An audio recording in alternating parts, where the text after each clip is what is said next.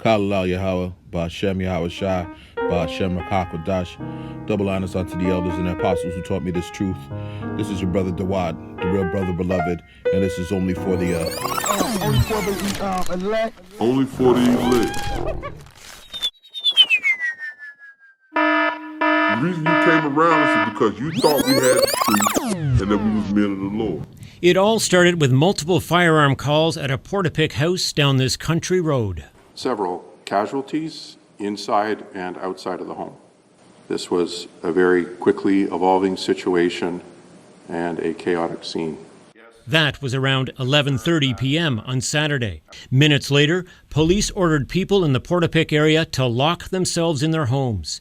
Nearby resident Mike McKay saw the police cars coming and several buildings burning. By morning, police released the shooter's name and picture. Neighbors are shocked to learn it's the normally mild-mannered Gabriel Wortman. Police reported there are several victims. Around 9:45 a.m., CBC learned of another house fire, this time north of Portapique in the community of Wentworth. Police aren't offering any details on that. Shortly after 10 a.m., police warned Wortman is on the move again, making his way in the direction of Halifax. He was spotted in the Brookfield area wearing what appeared to be an RCMP uniform and driving what looked to be a police cruiser, a mock-up. Wortman had no RCMP affiliation. Police described him as armed and dangerous.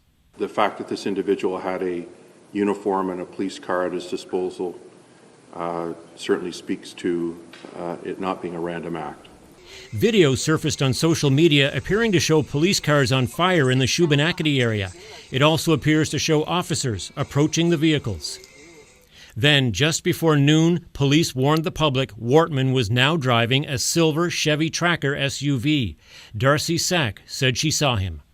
We did not realize that was him until we saw 4 police cars behind him. He was dressed looking like a police officer himself. He looked he was okay, to be honest. He didn't look like he was in any type of rush. He didn't look like he was worried. Moments later, police said they had cornered Wortman at an Irving Big Stop in Enfield, 12 hours after and 92 kilometers away from where it seems to have all begun. Tom Murphy, CBC News, Halifax. But the day of the Lord will come as a thief in the night, in the which the heavens shall pass away with a great noise, and the elements shall melt with fervent heat, the earth also, and the works that are therein shall be burned up. Shalom Yasharallah. Psalm 58:3 starts by saying, "The wicked are estranged from the womb." Estranged means stranger or foreigner. Well, a stranger or foreigner to what? To uprightness, to righteousness, to truth. This is a brief update depending upon where the Spirit leads to my last video. By now, you should have already gathered the satanic 13th day of preparation observance of the occult, starting on April 19th to May Day. May 1st has claimed its first victims, with an S as in plural. Apparently a gunman in the province, the American equivalent would be a state of Nova Scotia, which coincidentally means New Scotland. Coincidence being the Scottish rite of Freemasonry. Usually the culprit in these occult observances, Portapique, Nova Scotia to be exact. Portapique stemming from the French word porc-a-pique, meaning porcupine. This is Isaiah chapter 14, verse 21, and it reads, "Prepare slaughter for his children," meaning prepare an eternal ass whooping for the offspring of Esau, Edom, "for the iniquity of their fathers." What is the iniquity? Meaning sin of their fathers. For starters, it's the wicked acts committed before the Most High Power, the killing of his son and captivity of his children, Israel, that they do not rise, nor possess the land, nor fill the face of the world with cities. For I will rise up against them, saith the Lord of hosts, and cut off from Babylon the name, and remnant, and son, and nephew, saith Yahweh. I will also make it a possession for the bittern, which is described here in the Hebrew translation for all intent and purposes as a porcupine, and pools of water, and I will sweep it with the besom, meaning broom. What does a broom do? It removes dirt. Of destruction, saith the Lord of hosts. And this is the judgment being carried out in real time. Disguised as a police officer, the gunman workman, work meaning plant, definitely planted to uproot that community, killed at least 19 people.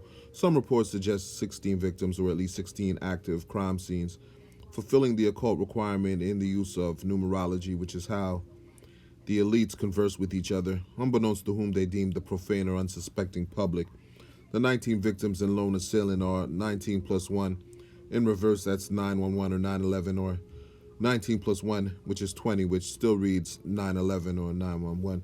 In any event, the mass shooting is being described by the MSM, the mainstream media, as the worst in Canada's modern history, and called by the Premier of Nova Scotia, which would be the American equivalent to a governor, I guess, as one of the most senseless acts of violence in the province's history. To you now, yes. To the elite, it makes perfect sense. 1 Samuel 24:13, as saith the proverb of the ancients, wickedness proceedeth from the wicked. So these wicked acts are second nature to Esau Edom, the wicked of the earth. But really, in all actuality, these ritual sacrifices are little more than evil is as evil does. Those who carry out these observances do so to appease the spirits appointed to do work on the left-hand side, most because the belief is it gives them power to do their God's bidding. Some because it is in rebellion to the statutes and commandments of the Most High Power. And of course, there are the others who believe both. This is John chapter 8, verse 44, and it reads, Ye are of your father the devil, and the lust of your father ye will do. He was a murderer from the beginning, and abode not in the truth, because there is no truth in him.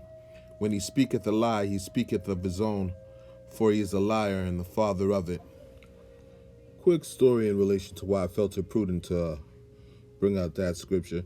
I was discussing an incident with my old girl, and I said to her the argument is going to be he had a mental breakdown and should not be deemed culpable because he was compelled by some foreseen or unforeseeable force or act of psychiatric nature.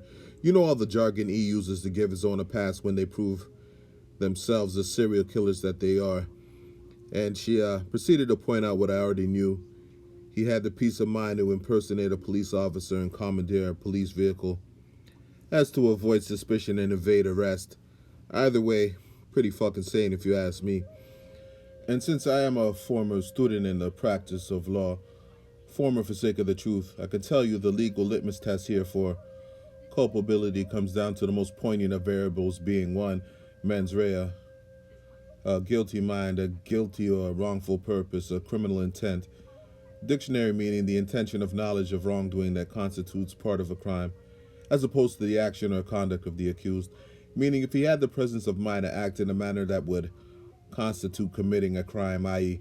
killing several people then fleeing, which in itself is an admission of guilt, despite the fact he dressed up as a pig in a blanket to thwart being apprehended while taking flight in a counterfeit cop car, not to mention the counterfeiting of a cop car.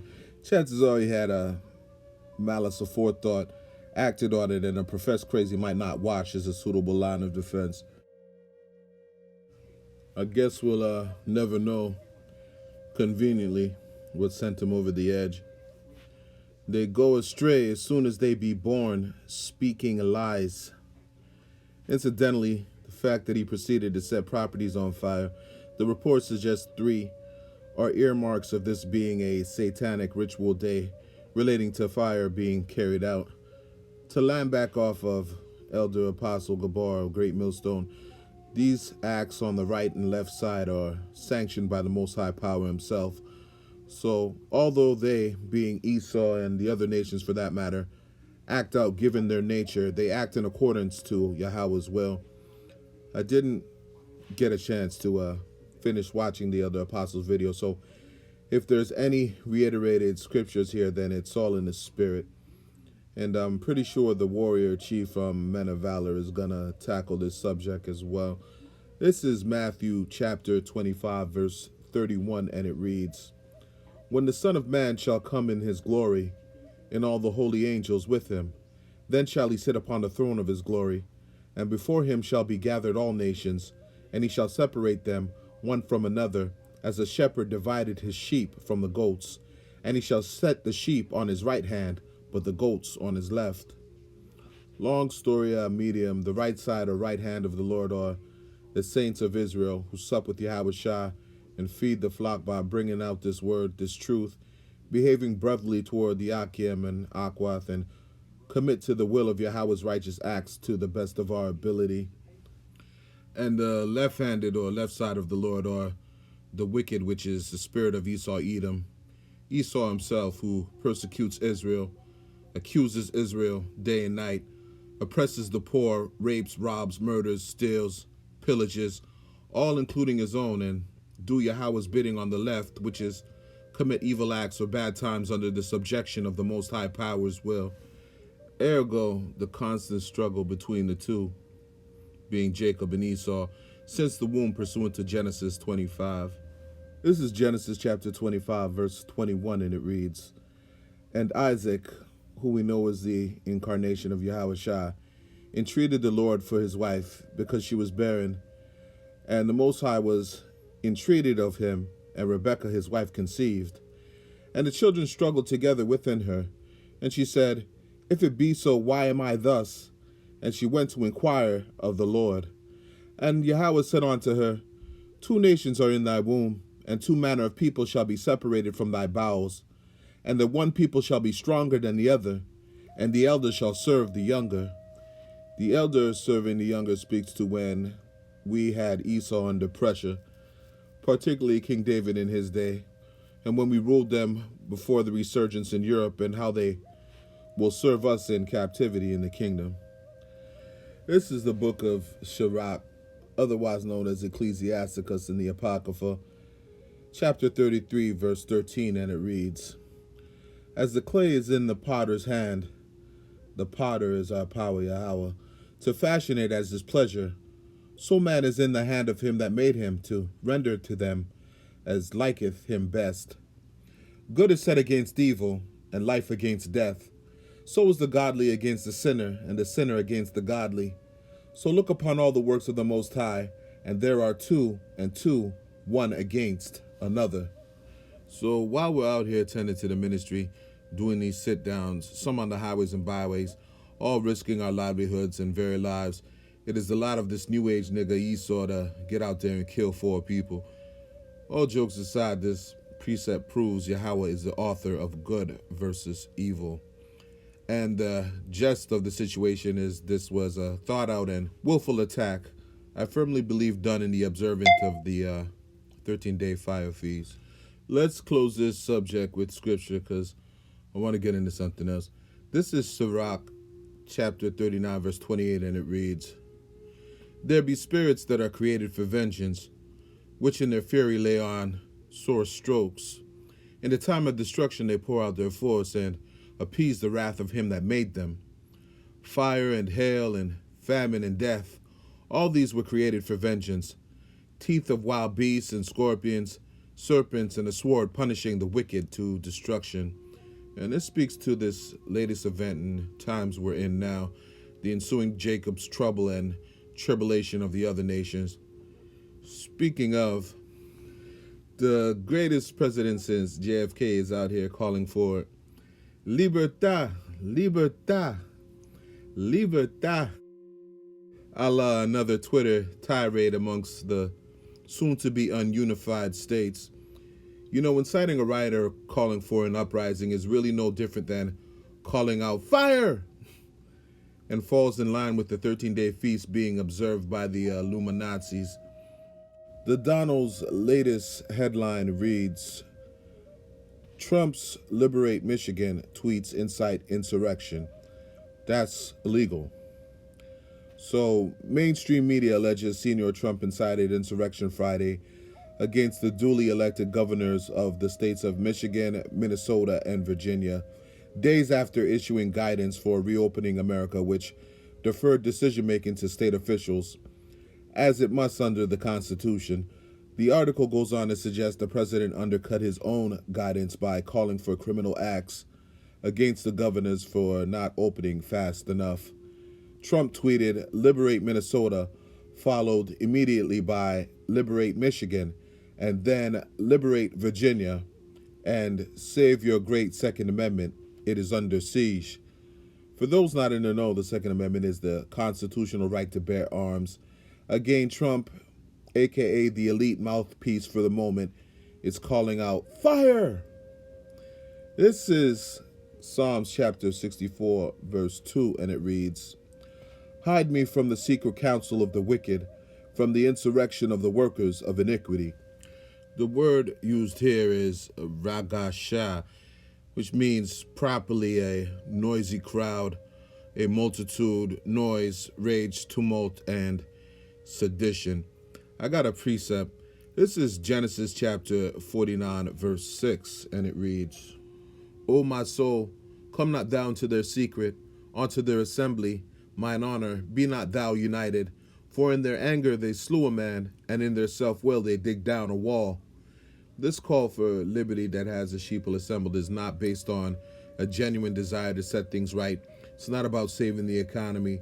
It's about ego, the POTUS revenging himself and feeding whatever agenda the elite have planned. Got another precept.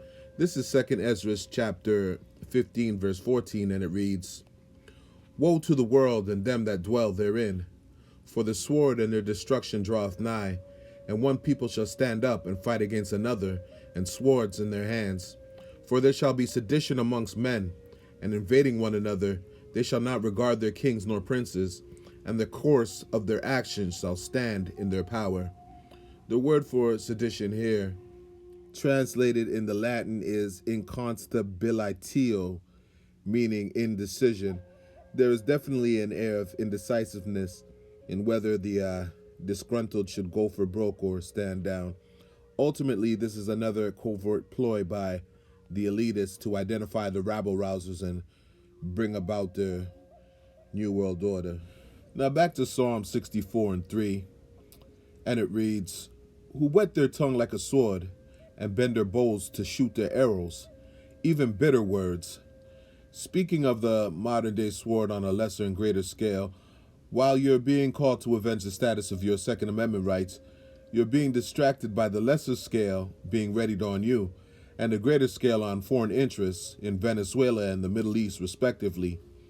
Even bitter words, the doctrines of heretical men, which is running rampant with these professed Christians, from Jake to the snake, one saying advising others to follow the laws, preaching another Jesus, totally bugged out, and the other catering to evangelicals in a call for insured arms and uprisings. Let's see how the rest of this week plays out. Now let's jump down to verse 7. "But the Most High shall shoot at them with an arrow, suddenly shall they be wounded. So they shall make their own tongue to fall upon themselves, all that see them shall flee away." And these occultists have a tendency to sign their own handiwork. I found it in this article in this picture here on the left. Don't tell me this was an example of conversing by numbers and in-your-face symbolism. Verse 9, "And all men shall fear and shall declare the work of the Heavenly Father, for they shall wisely consider of his doing. The righteous shall be glad in Yahweh, and shall trust in him, and all the upright in heart shall glory." And I'm going to close right here. Call Allah Yahweh Ba'Shem Yahweh Shah Ba'Shem Rakakwadash. I hope through the spirit and power of Yahweh Ba'Shem Yahweh Shah you were edified. Double honors unto the elders and apostles of Great Millstone who taught me this truth. Shalom Yasharallah. RCMP say they're still bracing to find more victims as the numerous crime scenes are still being searched. Officials say it appears the victims had no connection to the shooter. Now, when we talked to Commissioner Luckey, she said the same thing as multiple other RCMP officers who Global News has spoken to, that they were astonished by how realistic the suspect's homemade fake police cruiser looked. I asked the commissioner if even an experienced officer like her might have mistaken it for the real thing. Oh, absolutely. If I had seen that vehicle on the street, I don't think I would have been able to tell the difference. It's unclear whether the fake uniform and fake police cruiser aided the suspect on his violent rampage, but it's one of the things police are looking at. Commissioner Luckey described the investigation as being highly complex, with police processing a large number of scenes for clues, evidence, and to find all of the victims, a number that has tragically been growing as the day goes on. It's just an extremely dynamic situation that covers a large area with multiple scenes, buildings, vehicles.